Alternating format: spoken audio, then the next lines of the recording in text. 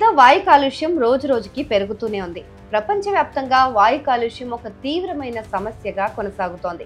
దక్షిణాసియా, Africa, middle east ప్రాంతాలు వాయు కాలుష్యానికి ఎక్కువగా ప్రభావితమవుతున్నాయి. మరోవైపు అమెరికాతో పాటు యూరోపియన్ కంట్రీస్ గత కొన్ని సంవత్సరాలుగా కాలుష్యాన్ని తగ్గించడంలో విజయం సాధించినప్పటికీ కొన్ని ప్రాంతాల్లో, ముఖ్యంగా పశ్చిమ తీరంలో కార్చిచ్చుల కారణంగా కాలుష్య స్థాయిలు మళ్లీ పెరుగుతున్నాయి. తాజాగా అమెరికన్ లంగ్ అసోసియేషన్ నివేదిక ప్రకారం యుఎస్ లో కోట్లాది మంది ప్రజలు విషపూరితమైన గాలిని పీల్చి అనారోగ్యాలకు గురవుతున్నారట. అమెరికన్ లంగ్ అసోసియేషన్ విడుదల చేసిన 26వ వార్షిక స్టేట్ ఆఫ్ ది ఎయిర్ అధ్యయనం ప్రకారం 25 మిలియన్ల కంటే ఎక్కువ మంది అమెరికన్లు కలుషితమైన గాలిని పీలుస్తున్నారు. ఈ కలుషితమైన గాలి వల్ల ఆస్తమాకు గురి కావడం, ఆలోచన, జ్ఞాపక శక్తిని కోల్పోవడంతో పాటు అకాల మరణాలు కూడా సంభవిస్తున్నాయని నివేదిక చెబుతోంది. వాతావరణ మార్పుల వల్ల సంభవిస్తోన్న కార్చిచ్చులు, వడగాల్పులు వంటి సంఘటనలు దేశవ్యాప్తంగా కాలుష్య స్థాయిలను ఎలా తీవ్రతరం చేస్తున్నాయో ఈ నివేదిక తెలియజేస్తుంది. ఈ నివేదిక ప్రకారం దాదాపు సగం యుఎస్ జనాభా గాలి నాణ్యత దారుణంగా ఉన్న ప్రాంతాల్లో నివసిస్తున్నారు. దాదాపు 43 మిలియన్ల మంది అమెరికన్లు ఓజోన్ పొర దెబ్బతిన్న ప్రాంతాల్లో నివసిస్తున్నారు. పారిశ్రామిక కాలుష్యం, కార్చిచ్చుల వల్ల పశ్చిమ తీరం చాలా కాలంగా దెబ్బతింటోంది. దేశంలో అత్యంత కలుషితమైన మొదటి 10 నగరాల్లో బేకర్స్ ఫీల్డ్, ఫ్రెన్సో, విసాలియా వంటి సిటీస్ ఉన్నాయి.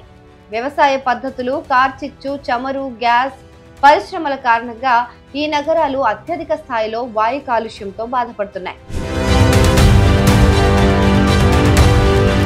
2023లో కెనడాలో సంభవించిన కార్చిచ్చు యుఎస్ అంతటా, ముఖ్యంగా అప్పర్ మిడ్వెస్ట్, నార్త్ ఈస్ట్ ప్రాంతాల్లో గాలి నాణ్యతను గణనీయంగా ప్రభావితం చేసిందని నివేదిక పేర్కొంది. కార్చిచ్చు నుంచి వెలువడిన పొగ న్యూయార్క్ వంటి నగరాలను కప్పేసి ఆకాశాన్ని నారింజ రంగులోకి మార్చిందని తెలిపింది. ఇంతకీ అమెరికాలో వాయు కాలుష్య కోరల్లో చిక్కుకున్న ఆ 10 మెట్రో నగరాలు ఏవి అంటే, మొదటిది బేకర్స్ ఫీల్డ్. కాలిఫోర్నియాలోని కెంట్ కౌంటీలో ఈ నగరం ఉంది. దాదాపు 4.5 లక్షల మంది ఈ నగరంలో నివసిస్తున్నారు. రెండో నగరం ఫెయిర్ బ్యాంక్స్. ఇది అలాస్కా రాష్ట్రంలో ఉంది. దాదాపు 33,000 మంది ఇక్కడ నివసిస్తున్నారు. ఇక మూడో నగరం యూజిన్ స్ప్రింగ్ ఫీల్డ్. ఇది ఓరెగాన్ రాష్ట్రంలో ఉంది. జనాభా దాదాపు 70,000. నాలుగో నగరం కాలిఫోర్నియాలోని విసాలియా. జనాభా దాదాపు 1,50,000 మంది ఉంటున్నారు. ఐదో నగరం కాలిఫోర్నియాలోని ఫ్రెస్నో, మడేరా, హాన్ఫోన్. ఆరోది Reno, Carson City. Gardnerville Ranchos combined statistical area. ఇది నెవాడా, కాలిఫోర్నియా రాష్ట్రాల్లో వ్యాపించి ఉంది. ఏడో మెట్రోపాలిటన్ ప్రాంతం లాస్ ఏంజలస్ లోని లాంగ్ బీచ్. ఇది కూడా కాలిఫోర్నియా రాష్ట్రంలోనే ఉంది.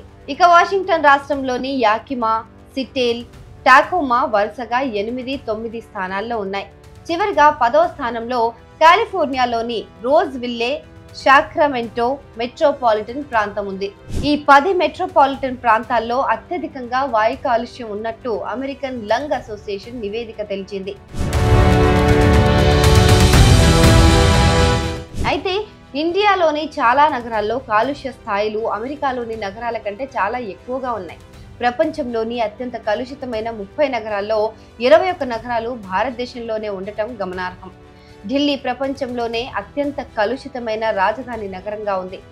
అమెరికాలో గత 40 ఏళ్లలో క్లీన్ ఎయిర్ యాక్ట్ వంటి చట్టాలు, ఎన్విరాన్మెంటల్ ప్రొటెక్షన్ ఏజెన్సీ సహాయంతో గాలి నాణ్యత గణనీయంగా మెరుగుపడింది.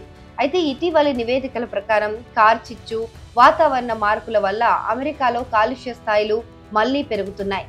ఈ కాలుష్యాన్ని నివారించేందుకు ప్రస్తుత ట్రంప్ గవర్నమెంట్ ఎలాంటి చర్యలు తీసుకుంటుందో చూడాలి మరి.